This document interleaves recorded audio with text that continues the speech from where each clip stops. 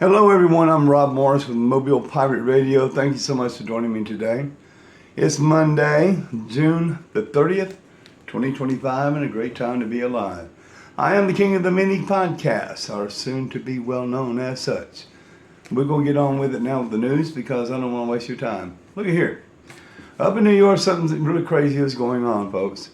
I got to read this to you off my list because I couldn't remember all these things. They are primaried a guy named Zohan Mamdani, okay? He's from Uganda, comes from a wealthy family. He's an immigrant.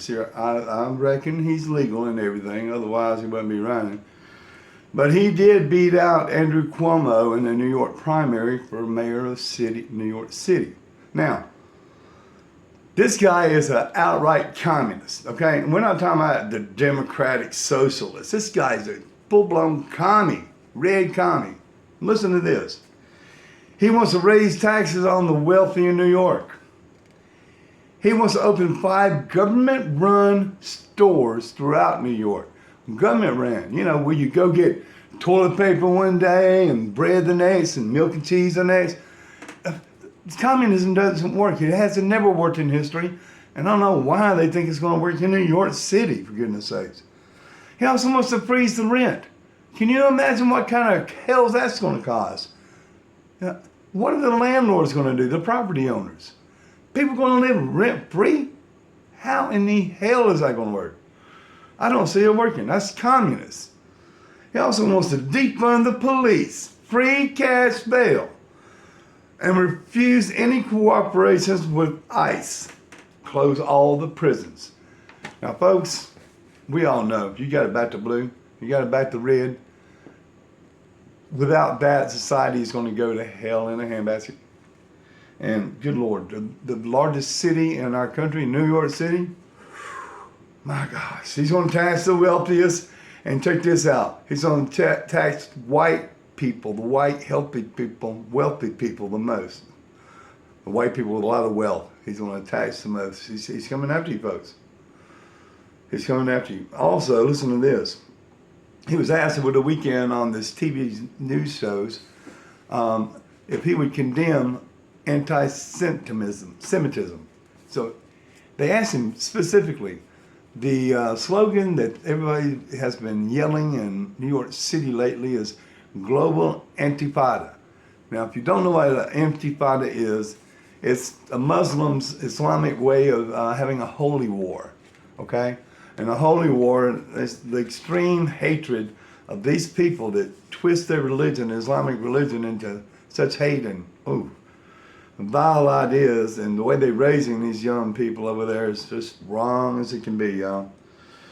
They're not joking when they say death to Israel and death to America. We need to realize this, folks. There's some good people in Persia. I believe that with all my heart. There's good people everywhere.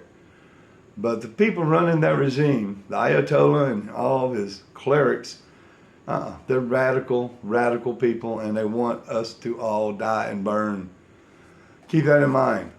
That's what they're fixing to try to run up against for mayor of New York City. I'm telling you what, Eric Adams is starting to look really good. I don't know if Sliwa will make it as a Republican, but we'll just have to wait and see.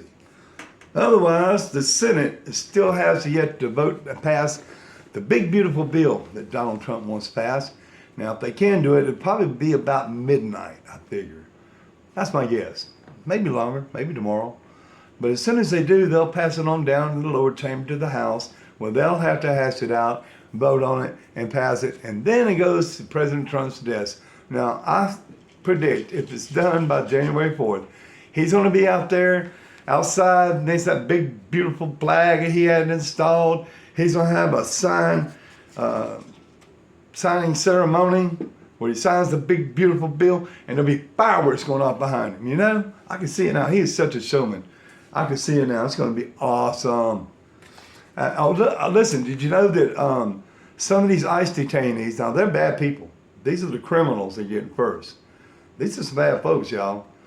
Already twice, they have broken out of federal detention centers with ICE had them stored before deportation or due process, whatever you want to call it.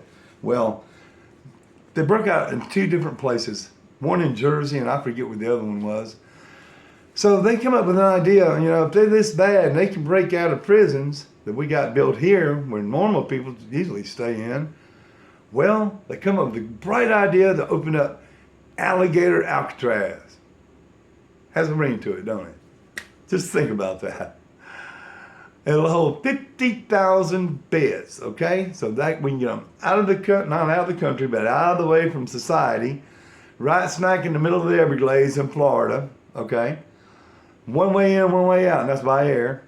Also, if they did escape, well, there are giant Burmese pythons and big alligators all around that place. For 50 miles, they have to tussle and try to get through 50 miles of Everglades to get out of there to get their freedom. If they ever escaped, it wouldn't be a go hunt for them. It would be go rescue them. Dummies. Guys.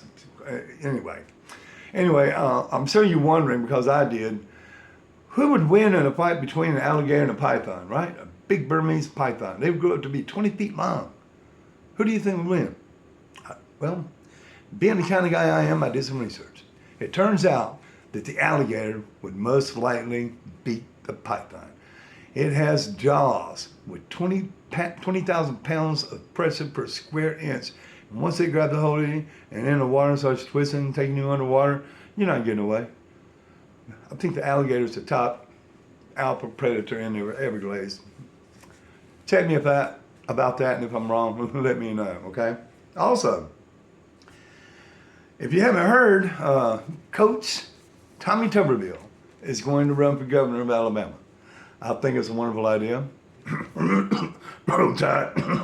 But he made a good senator, and I believe he'll make a good governor. I really do. I believe that with all my heart. That's going to leave a Senate seat open in Alabama, and I hope they can find somebody really good to fill his shoes up there. Now, something I want to talk to you about real quick. If you own a boat, if you like to go fishing, if you like to go swimming, if you like to have outdoor recreational activities on the water or by the water, that's what summertime's all about.